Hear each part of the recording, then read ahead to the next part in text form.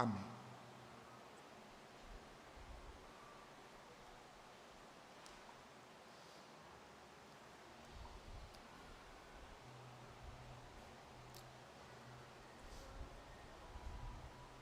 Meus irmãos, os puritanos diziam que o coração do homem é sua pior parte antes de ser regenerado e sua melhor depois da regeneração.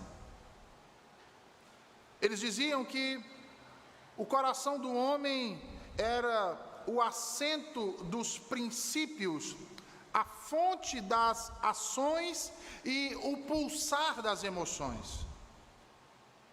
Acreditavam que os olhos de Deus estavam sobre os corações constantemente e diziam que todos os crentes deveriam, assim como o Senhor, também manter seus olhos sem desviar sobre Ele.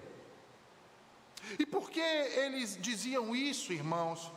Eles diziam isso porque eles sabiam, eles entenderam a partir da revelação de Deus que a maior dificuldade que um cristão enfrenta é justamente com o seu coração. Antes da conversão, a maior dificuldade que há no coração humano é o de ganhá-lo para o Senhor. E após a conversão, irmãos, a maior dificuldade que nós enfrentamos é manter esse nosso coração diante de Deus, na presença dEle e fazendo a sua vontade. Nisso, então, queridos, reside a própria força e tensão da religião, diziam eles. É o que faz do caminho da vida e o portão dos céus tão estreitos, muito estreitos. Os coríntios, como vimos anteriormente, vinham ignorando exatamente essa verdade em suas vidas. E talvez você olhe para mim nesse instante e diga assim: mas como, pastor? Eles vinham ignorando isso, se os puritanos eram depois, irmãos, isso são princípios extraídos da própria Escritura, da verdade, da palavra de Deus, e que se aplica em todos os tempos.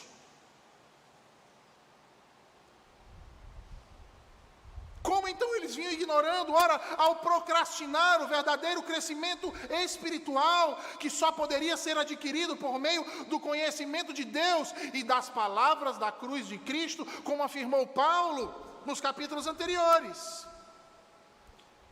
Notem que por causa desse tipo de atitude, eles estavam então a enfrentar muitas dificuldades, sendo a principal delas, que é trazida aqui pelo apóstolo, as dissensões, causadas principalmente pela imaturidade, pela inveja, pela soberba de alguns que vinham formando partidos entre si. O problema era tão grave, queridos, que estavam difamando e julgando erroneamente aqueles que Cristo vocacionou para servirem ao seu evangelho. E neste caso, como vimos na semana passada, o próprio apóstolo Paulo, desqualificando não apenas ele, mas também as suas palavras e o seu ensino. E isso então o leva a exortá-los e adverti-los quanto a esses conceitos, a essas atitudes. Primeiramente, observe que Paulo faz isso de um modo didático. Ele faz uso de uma linguagem figurada e até mesmo de alegorias. Tem muita gente em nosso meio que não gosta desse termo, né? Mas essa é a realidade.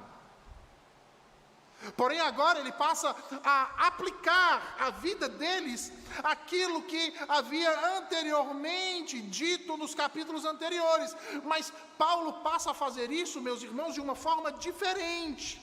Ele faz isso de um modo mais intenso, mais contundente. Ele é direto, apesar de irônico em alguns pontos. Mas ele passa então a confrontar as suas vidas, a vida que eles deveriam estar vivendo como cristãos, como filhos de Deus. Sendo assim, no texto que acabamos de ler, Paulo põe o dedo na ferida aberta que vem corroendo o coração dos coríntios, expondo de vez, irmãos, a soberba de seus corações e a altivez de seus espíritos, em detrimento das fraquezas daqueles a quem Deus chamou, nesse caso, os seus apóstolos, e em específico, ele, Paulo. Paulo quer que eles enxerguem as ervas daninhas que se espalharam pelo campo, a praga que vem ameaçando a colheita e a tempestade que tem feito tremer os alicerces de seus corações, para que possam então extirpar essa raiz maligna e corrupta de seu interior. E isso, meus irmãos, não é uma tarefa fácil. Porque se hoje nós, em nossa cultura, vivenciamos, abre aspas, a cultura do mimimi, fecha aspas, especificamente com essa igreja, não era muito diferente. E vocês vão ver o porquê. Porque há algo incomum entre estes que estavam causando problemas à igreja e a geração que vivemos atualmente. Eles têm um ponto em comum para serem tão sensíveis à crítica e à correção. E à correção. Então, não era uma tarefa fácil, não é uma tarefa fácil. E é por isso então que Paulo vai estabelecer uma mudança em seu discurso. Porque é necessário que a partir de agora a sua linguagem ganhe outros ares. Que a sua linguagem agora não seja mais tão somente uma linguagem didática, mas uma linguagem confrontadora. Uma linguagem de exposição. E essa exposição não é para fazer chacota com esses irmãos, não é para expô-los ao ridículo, mas sim para que se arrependam e venham a submeter suas mentes ao domínio santo do Senhor, à sua sabedoria, ao seu conhecimento e o seu contentamento em Jesus Cristo. E é por isso que Paulo faz, como podemos ver nos versículos 6 e 7, essa mudança no seu discurso. Vejam aí o que ele diz, versículos 6 e 7. Estas coisas, irmãos, apliquei-as figuradamente a mim mesmo e a Apolo, por vossa causa, para que por nosso exemplo aprendais isto: não ultrapasseis o que está escrito, a fim de que ninguém se ensoberbeça a favor de um, em detrimento de outro. Pois quem é que te faz sobressair? E que tens tu que não tenhas recebido? E se o recebeste, por que te vanglorias, como se o não tiveras recebido? Estas coisas, irmãos, diz Paulo. A pergunta que fica para nós é: que coisas? Que coisas são essas que Paulo fala aqui? Seriam as coisas que ele disse nos capítulos anteriores, de modo didático, através de figuras de linguagem? Ou seria aquilo que ele estava prestes a dizer agora, de modo peremptório, de modo mais profícuo e até mesmo agressivo? O que ele queria dizer, irmãos, com estas coisas? A resposta a essa primeira pergunta está relacionado ao significado do verbo procedente a essa expressão, e que no caso da nossa versão bíblica, acredito que a de vocês seja a mesma da minha, foi traduzido aí por apliqueias. Confere? Porém, uma tradição errônea. Errônea. Sendo assim, as coisas que Paulo diz ter aplicado a ele mesmo e a Apolo, diz respeito ao que foi dito nos capítulos precedentes. Por quê, né? Por causa do verbo. Porque o verbo em questão é metaschematizo, cujo significado é transformar. Para aplicar, está bem distante, não está?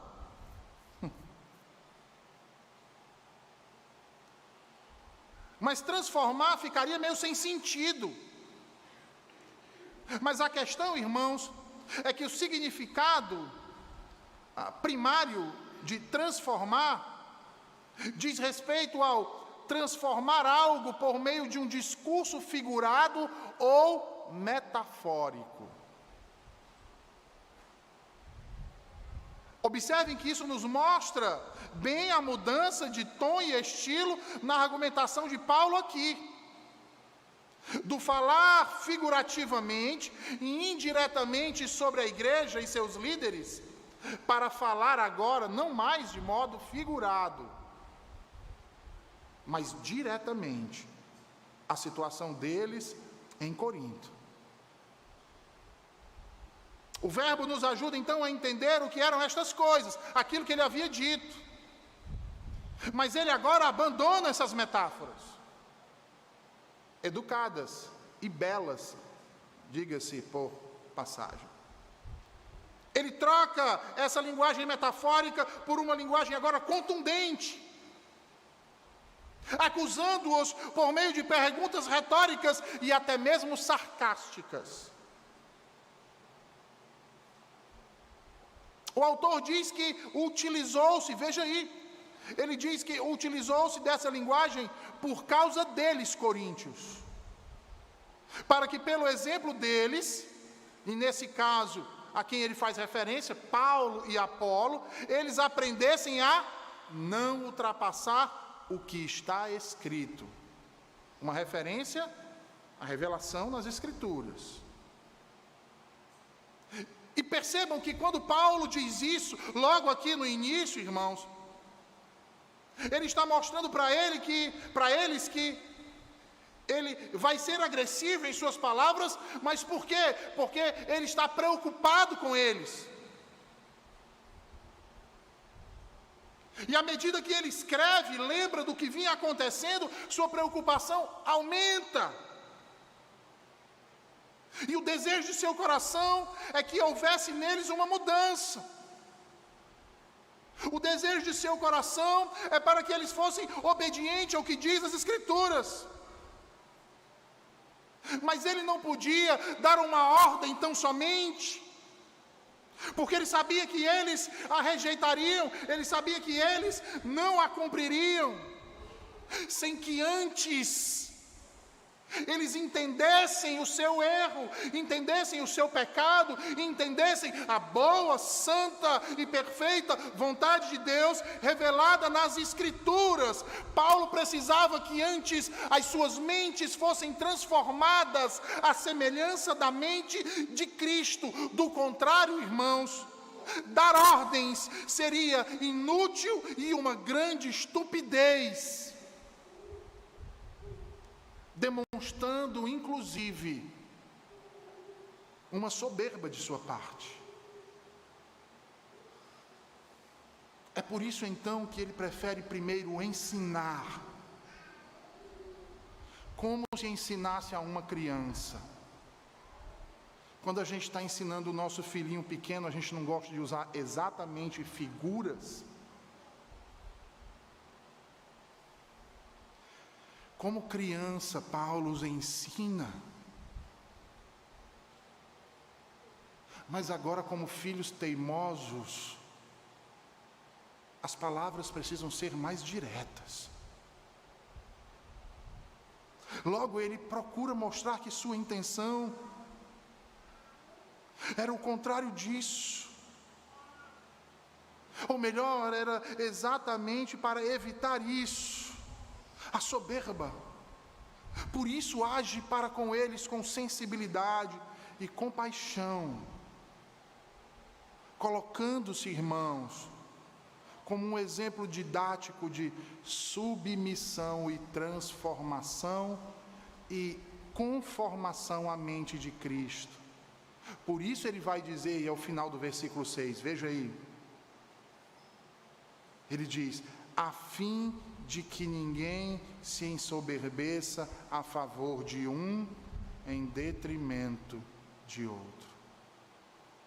Ora, a soberba era a causa principal das divisões que vinham acontecendo na igreja em Corinto, irmãos. Vocês lembram do que Paulo ficou sabendo? Uns diziam, eu sou de Paulo, outros, eu sou de Apolo, e outros, eu sou de Pedro, e ainda tinham aqueles piores, os chamados espirituais que diziam, eu sou de Cristo.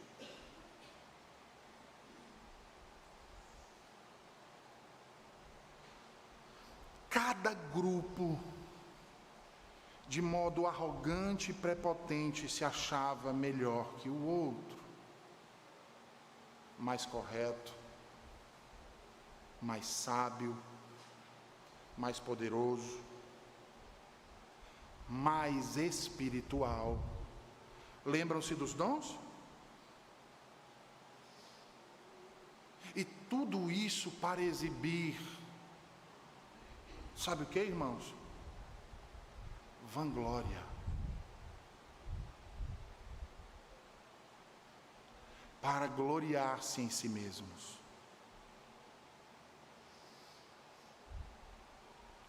E, meus irmãos, uma das principais características de alguém que é soberbo é exatamente a glória de si mesmo. O soberbo, ele tem necessidade da exaltação dos outros para com ele.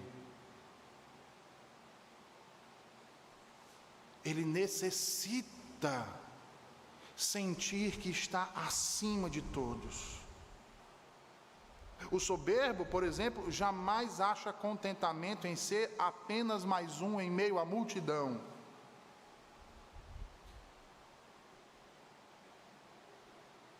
O soberbo não gosta de ser um irmão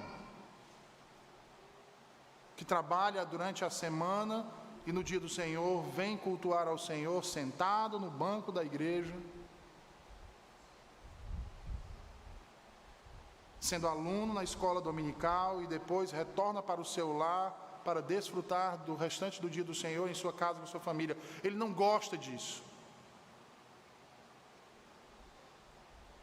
porque ele quer sempre a proeminência. Ele quer sempre ser o um sobre a multidão. Quando ele chega na igreja, ele quer ser professor, ele quer ser diácono, ele quer ser presbítero, ele quer ser pastor, porque ele quer proeminência.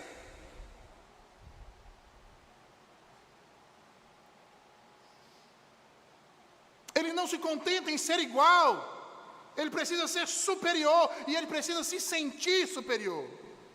E isso o faz engajar-se em provar sua superioridade através dos status, da sabedoria. Então ele se afunda nos livros para que as pessoas o vejam como um grande mestre.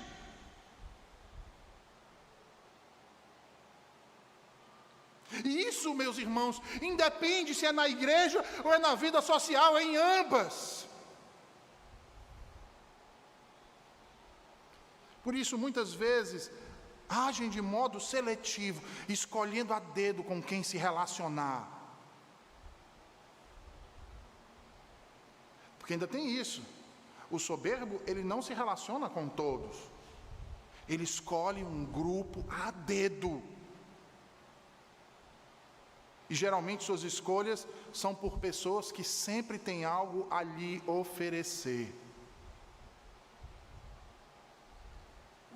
Pessoas que colaborem com seu projeto de poder, que contribuam para o seu destaque. Quer receber o desprezo de um soberbo? Discorde dele.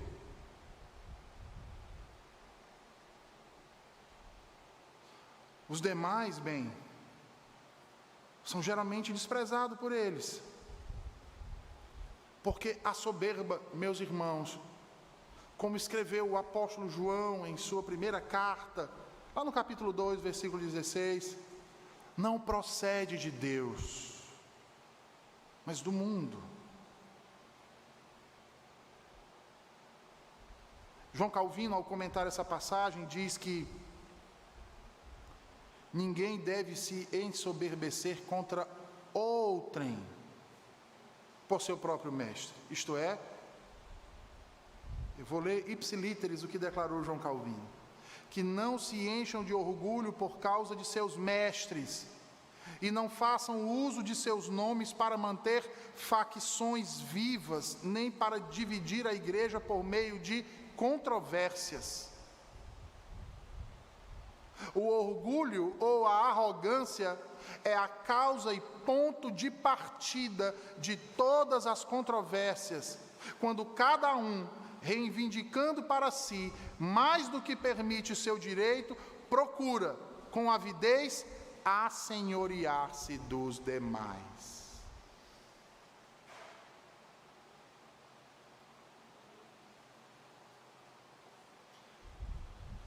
Lembra que eu falei no início sobre a geração do mimimi? Pois é. Já prestaram atenção que há uma luta por proeminência nesta geração, meus irmãos? Uma luta por proeminência que chega a ser sanguinária. Não é à toa o que nós estamos vendo acontecer no nosso país, nesses últimos anos, dentro do aspecto político, essa divisão por partidos tão aflorada, levando muitos a matarem e a morrerem por essas questões, porque entendam que o espírito da época que vivemos é um espírito de soberba.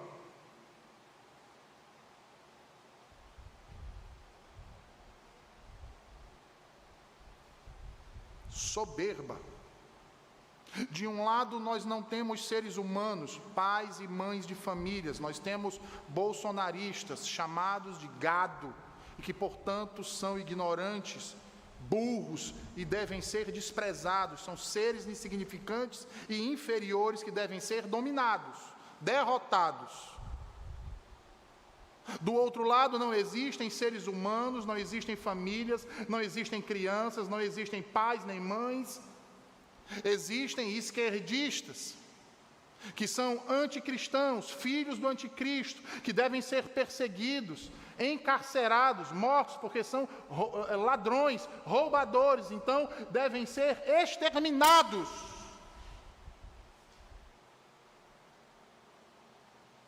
Soberba. Soberba. Você não percebe que era exatamente isso que estava acontecendo na igreja de Corinto? Nas divisões por partidos?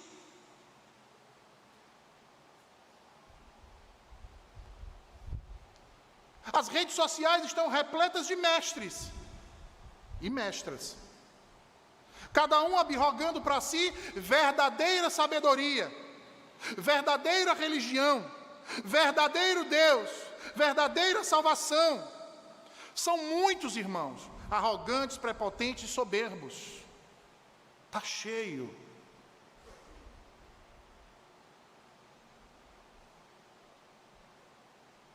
Pessoas, homens e mulheres dentro das igrejas que se utilizam de nomes do passado e da alcunha de movimentos importantes na história, por puro modismo,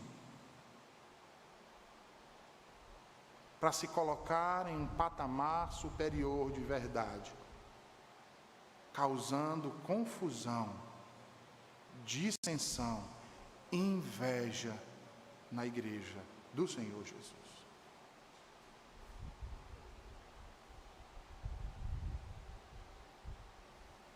É só fazer uma análise, irmãos, rápida. Há 12 anos atrás, o que estava bombando nas redes sociais era o ser calvinista. Quais eram os partidos? Eu sou calvinista, sou melhor e superior aos arminianos.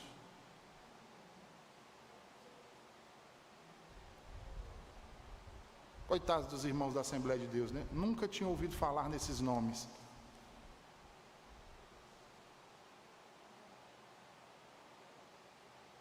Depois a onda bateu, quebrou na areia, recuou, aí deixou o calvinismo. Não era mais a onda do momento o calvinismo, a onda era reformado. Porque eu sou reformado e você é um herege. E aí essa onda também está passando. E está surgindo uma terceira onda, que agora é a onda covenanter. Eu sou covenanter. Vocês reformados, vocês calvinistas não sabem de nada.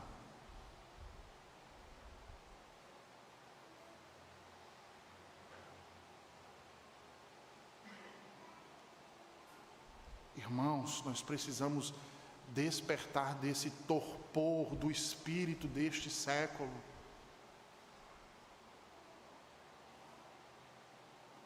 Nós devemos acordar desse pesadelo. Devemos nos lembrar que a Escritura diz que a quem muito é dado, muito será cobrado.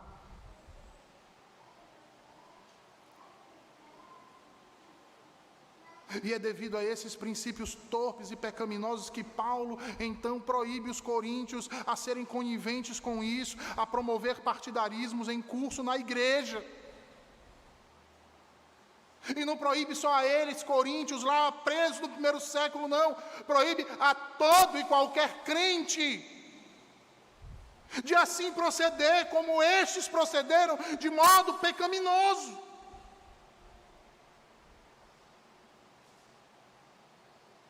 Nenhum deles deveria fazer de um líder eminente seu ídolo funcional,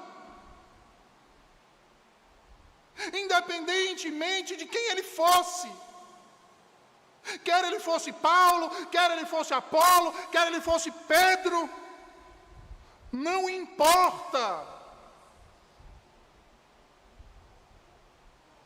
pois todos eles nada mais são do que servos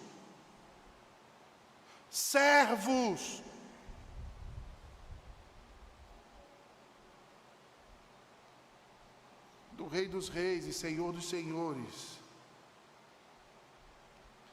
servos cuja função é proclamar a verdade, verdade essa que não procede deles,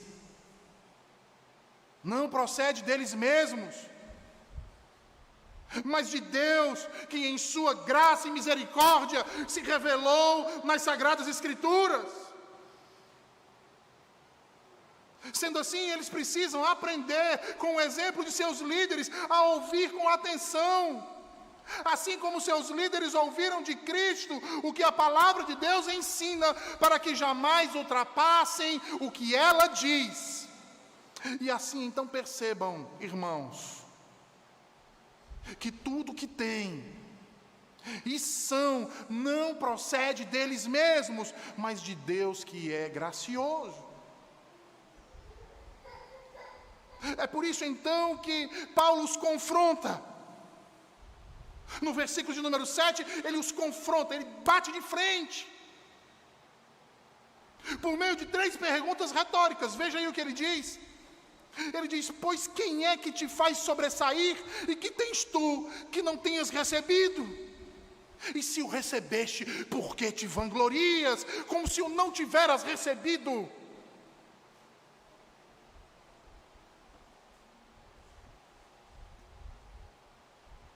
E é interessante essas palavras de Paulo, porque na antiga Grécia,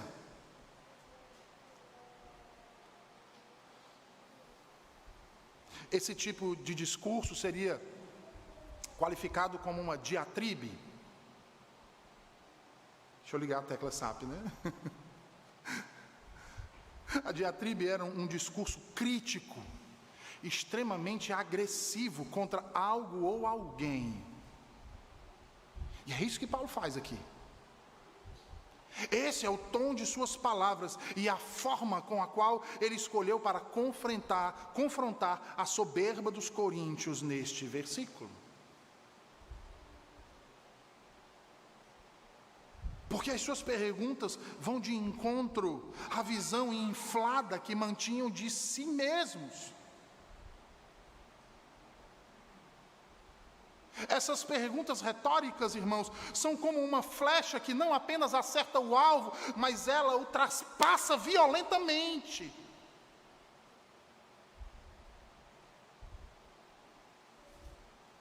E aí eu pergunto, o que mais trazia vanglória a eles? Vocês lembram? A gente não tratou ainda, né? A gente vai tratar mais à frente e vai ficar isso bem. O que trazia mais vanglória? Eu falei isso nas primeiras exposições. O que trazia a ele, o que fazia, o que marcava essa soberba deles? A sua espiritualidade. Através do quê? Lembram? O que era que eles mais se orgulhavam? Era de um dom em específico, apesar de Paulo dizer que eles possuíam vários dons. Mas tinha um dom específico, não tinha? Eles se vangloriavam disso, dos dons espirituais. Daí a pergunta de Paulo, as 3 perguntas. Sabe aquele momento que você tem um choque de realidade? É esse. É exatamente esse. Paulo então pergunta, quem é que te faz sobressair? Ou seja, o sobressair também aqui é... Eu estou muito crítico, né, irmãos? Não, tem que melhorar. O sobressair aqui, ou seja, quem é que faz de vocês uma pessoa diferente das outras? Na verdade, essa primeira pergunta é isso. Você que pensa que está acima de todo mundo, quem é que te faz achar isso? Quem é que te faz perceber isso? Quem te colocou nesse patamar? Será que é aquilo que você possui? Vocês estão percebendo como Paulo está batendo neles? Quem é que te colocou nesse patamar acima? Não consegue responder? Não é ninguém, né? Então você se acha superior aos outros pelo quê? Pelo que você tem? Aí Paulo vai dizer, e o que é que você tem? Fala para mim, o que é que você possui? Que seja intrinsecamente advindo de você mesmo. O que é que você possui, que vem de você mesmo? Responda! Paulo está dizendo para eles, respondam, o que é que vocês têm, que seja de vocês mesmos, para que faça de vocês uma pessoa superior, acima dos demais. O que é que vocês têm? Para você achar que pode ser melhor do que alguém, o que você tem?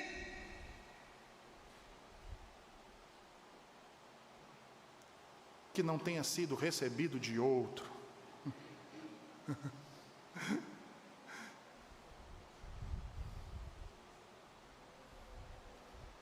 Que não tenha recebido de outro. O poder que você tem, você acha que é intrínseco seu? A sabedoria que você goza é intrínseca sua? O conhecimento de Deus que você proclama para todo mundo que tem como ninguém, e como você vê Deus como ninguém mais vê, é seu, é intrínseco seu? Ou será que foi recebido de outro.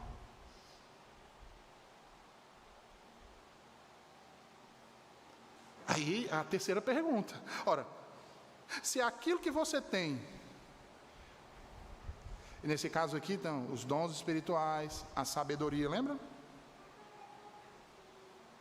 A prosperidade.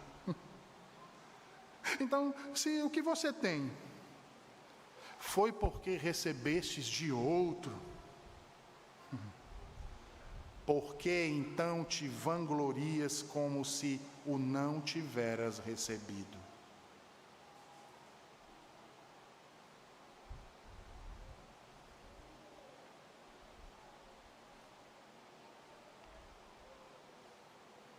Sabe o que é que você tem intrinsecamente seu? Uma natureza caída.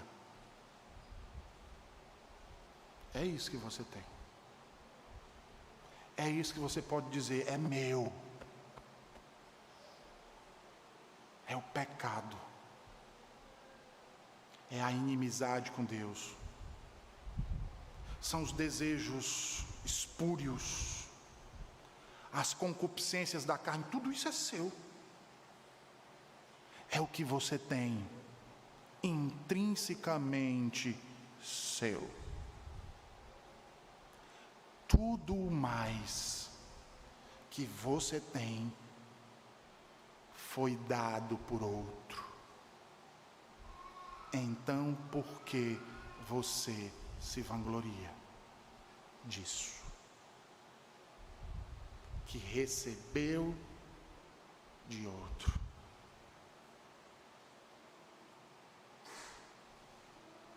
Ora, os dons espirituais que foram concedidos aos coríntios e que, segundo Paulo, haviam sido distribuídos de modo tão abundante, estavam agora servindo a eles, e não só os dons, né? O conhecimento, a prosperidade, essas coisas estavam servindo, sabe como o quê? Sinal de status, de grandeza e de poder, além de se tornar uma fonte de dissensão, toda sorte de dissensão.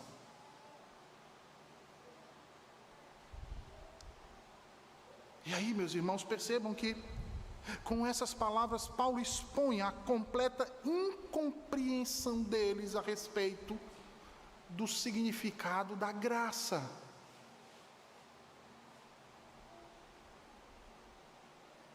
É como se Paulo colocasse isso num outdoor.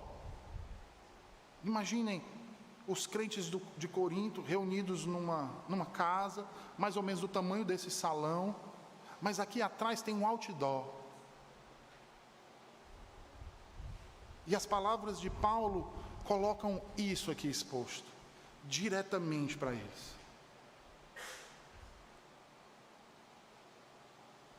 De modo que Paulo está fazendo eles entenderem que eles não compreenderam o significado da graça, o significado da misericórdia, o significado do amor de Deus, que foram expressos justamente na pessoa de quem, irmãos? Do crucificado Jesus.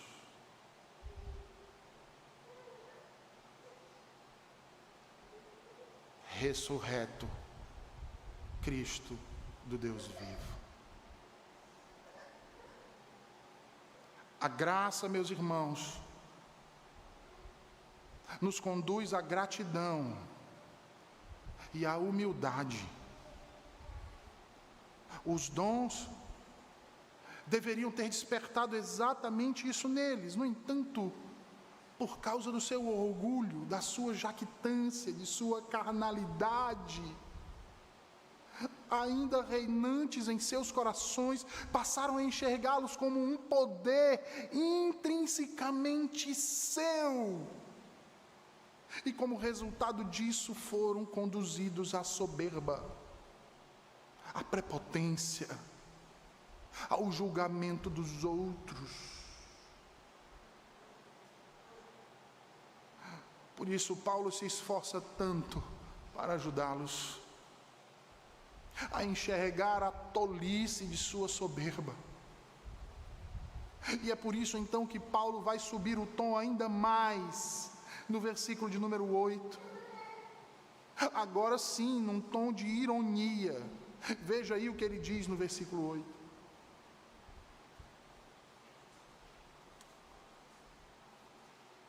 Ele diz: já estáis fartos, já estáis ricos, chegastes a reinar sem nós. Sim, tomara que reinasseis, para que também nós viéssemos a reinar convosco. Alguns estudiosos vão dizer que as palavras de Paulo aqui, quando fala de reino, são palavras escatológicas. Mas lembra que para alguns irmãos eu disse ontem que eu estava tendo dificuldade em separar o que nós tínhamos para expor hoje aqui, então eu deixei essa parte de fora. Depois, posteriormente, eu posso falar acerca dessa perspectiva. Mas o fato é que as palavras de Paulo aqui nesse versículo, meus irmãos, observe bem, se nós tomarmos ela de maneira separada, imagine que nós não lemos o que vem anteriormente e nem lemos o que vem posteriormente. Se simplesmente alguém manda uma mensagem no seu celular, no grupo de WhatsApp, dizendo assim: bom dia, já estáis fartos, já estáis ricos, chegaste a reinar sem nós, sim, tomara reinasseis para que também nós viéssemos a reinar convosco. Como você encararia isso?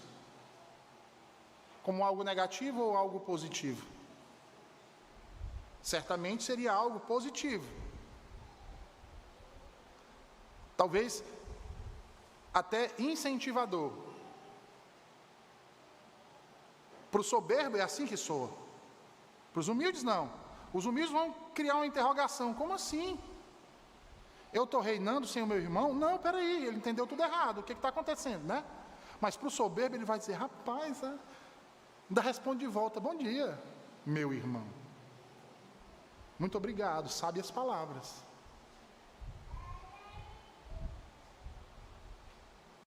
Porque para o soberbo essas palavras parecem que mostram que os coríntios desfrutam de uma situação de prosperidade e riqueza na qual eles podem desfrutar de tudo o que quiserem. Já estão reinando. E o soberbo tem essa sensação de plenitude. Porém, o sentido real dessas palavras, cheias de ironia, é justamente mostrar o contrário. Que isso aqui não é um elogio.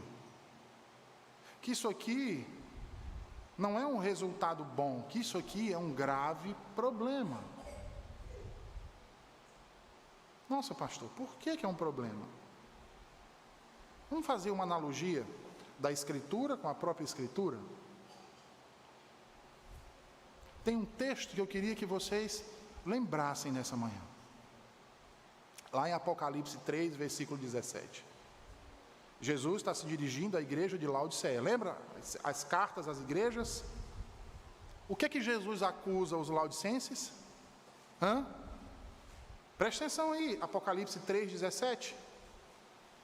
Jesus acusa os laodicenses exatamente disso que Paulo fala no versículo 8 de sua primeira carta aos Coríntios. Jesus diz assim, versículo 17: pois dizes, estou rico e abastado, e não preciso de coisa alguma. O que é que Jesus diz frente a isso? Nem sabes tu que és infeliz, sim, miserável, pobre, cego e nu.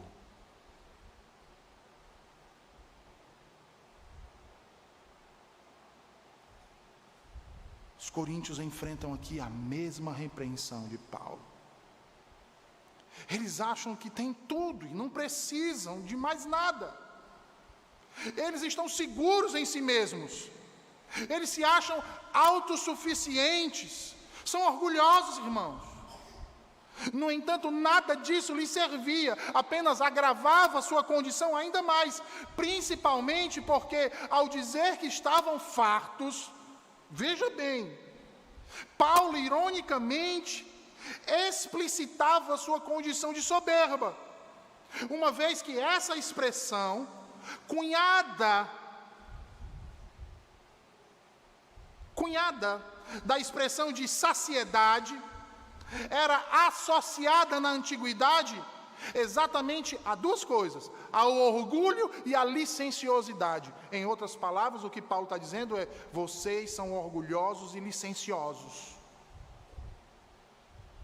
E no capítulo 5 você vai entender o que ele está falando isso. E por que a Escritura diz que o orgulho, a soberba, é a porta de entrada de outros pecados. Esse entendimento é então reafirmado quando na expressão seguinte, quando ele diz assim: já estáis ricos, ou seja, alcançaram a autossuficiência e sem necessitar de ajuda. E neste caso aqui, da ajuda dele, Paulo, e de Apolo. Por quê? Paulo diz: chegastes a reinar sem nós.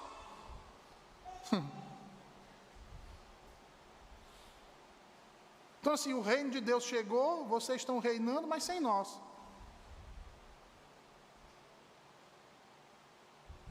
E é interessante essa expressão que Paulo usa, porque tanto a primeira como a segunda, Paulo usa expressões que eram corriqueiras dentro do ambiente filosófico, principalmente entre os estoicos, na sabedoria que eles tanto vislumbravam.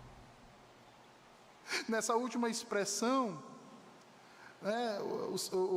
ele cita um vocabulário que era incorporado, por exemplo, aos estoicos, que se orgulhavam de sua autossuficiência. Ou seja, Paulo mostrava que os coríntios estavam tão presunçosos em sua autossuficiência, que estavam, e aí pensem no reino de Deus, ele está dizendo: vocês estão reinando, o reino de Deus chegou, vocês estão reinando, mas sem nós. Porque a soberba deles era tanta, irmãos, que Paulo está dizendo que eles estavam como que a reinar, não como súditos, mas como reis, não como príncipes, mas como reis. Por isso ele conclui ironicamente dizendo: tomara reinasseis, para que também nós viéssemos a reinar convosco.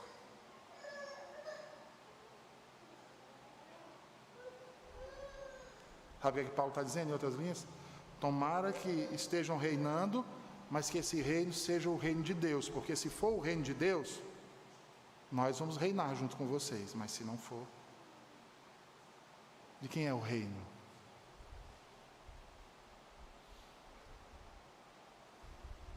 Paulo os confronta com a realidade do reino de Deus. Se de fato houvesse chegado à sua plenitude, os crentes coríntios estivessem a reinar com Cristo, se esse fosse o caso, tanto ele quanto Apolo estariam reinando juntamente com eles. Mas como eles foram deixados de fora por alguns dentre eles, como isso pode ser caracterizado como o reino de Deus?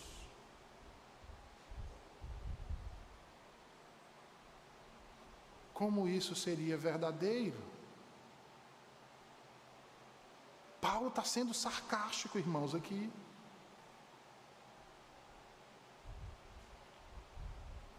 Objetivamente, para impressioná-los. Lembrem, é uma carta, eles vão ler. Ele não está discursando na igreja, ele está escrevendo uma carta. Ele está usando de uma linguagem que os impressione, que chame a atenção deles, que os confronte, que os faça pensar e se arrepender daquilo que haviam se tornado e do engano que vinham alimentando os seus corações ao fingirem ser o que de fato não eram. E neste caso, senhores e reis. Eles não deveriam ser senhores, eles deveriam ser servos. Não deveriam ser reis, príncipes, deveriam ser herdeiros ou co-herdeiros. Eles deveriam ser filhos e não bastardos jactanciosos. E para ser filho, eles deveriam ser como Jesus Cristo.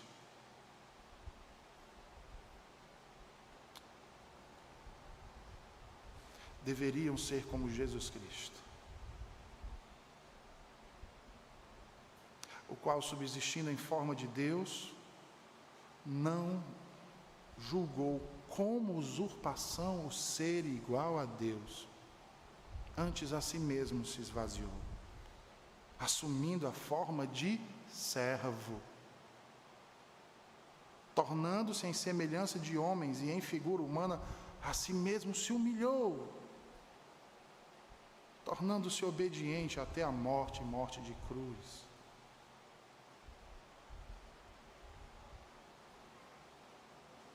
Eles deveriam ser como Ele, irmãos, para que o Senhor Deus, assim como ao seu Filho, o qual o exaltou sobremaneira, lhe dando um nome que está acima de todo o nome, para que ao nome dele todo joelho se dobrasse, nos céus, na terra, debaixo da terra, e toda língua confessasse que ele é o Senhor, para a glória de Deus Pai, assim procedesse com eles. Mas eles esperavam ser exaltados pelos homens.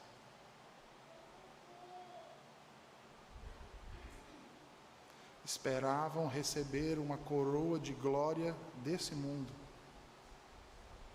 não do porvir. E você?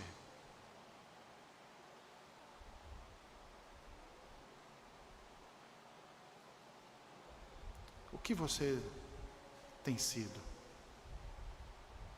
O que você tem esperado? Como você tem agido? Portanto, irmãos, atentem para o perigo da soberba, do orgulho, da jactância. E corra para os braços daquele que os salvou.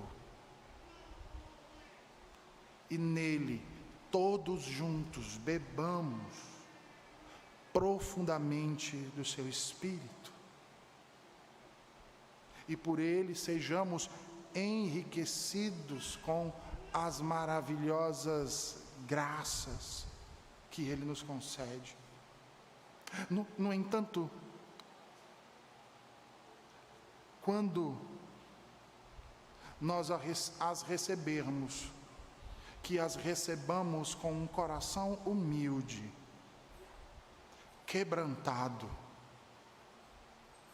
para que estas assim, meus irmãos, nos conduzam a um aprendizado que segue o caminho da cruz, não o caminho da soberba e da presunção de um falso triunfalismo. Que o Senhor nos ajude. Vamos orar? Senhor Deus bendito, nós te agradecemos por tua palavra nessa manhã, por teu ensino, por tuas exortações e admoestações. Livra-nos, Senhor, de um coração altivo, soberbo, mas que assim como teu Filho, nosso Senhor e Salvador, tenhamos um espírito quebrantado e humilde na tua presença, pois como tu mesmo declaras, Senhor, tu não rejeitarás. Perdoa-nos por nossos pecados e nos dá da tua graça, Senhor, aumentando a nossa fé, para que não sucumbamos às tentações deste mundo e de nossa velha natureza. Em nome de Jesus. Amém.